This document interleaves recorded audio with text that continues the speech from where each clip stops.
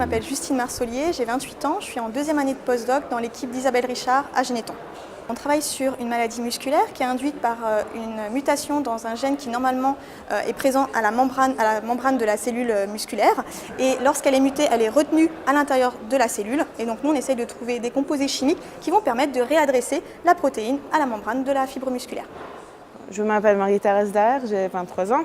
Je suis en première année de thèse et je travaille à l'UPMC dans le laboratoire de Zenili et Mathias Meliskoi. J'ai présenté un peu mon projet de thèse. Je travaille sur un facteur de transcription qui s'appelle BCL11B. Et pour l'instant, il n'est pas trop étudié dans le cœur, mais récemment, il a été démontré qu'il est lié aux maladies cardiovasculaires.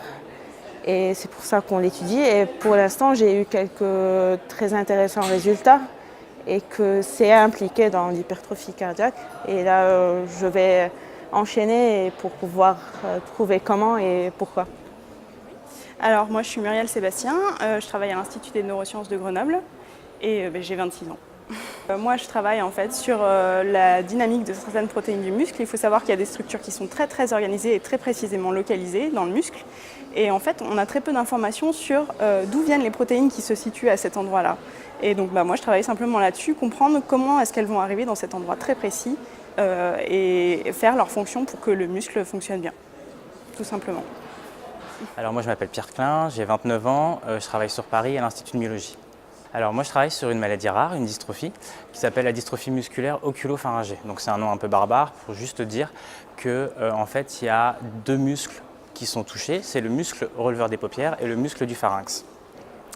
On a mis en évidence un nouveau mécanisme qui montre en fait qu'un des gènes est dérégulé dans la pathologie.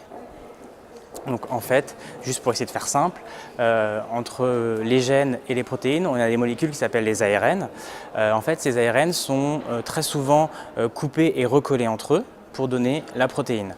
Et en fait, dans notre cas, on se rend compte que le sens dans lequel cet ARN est coupé et collé n'est pas correct. Et c'est directement lié à une des principales caractéristiques de la pathologie, qui est en fait dans les noyaux des muscles des patients, la présence de petites structures nucléaires causées par la protéine mutée.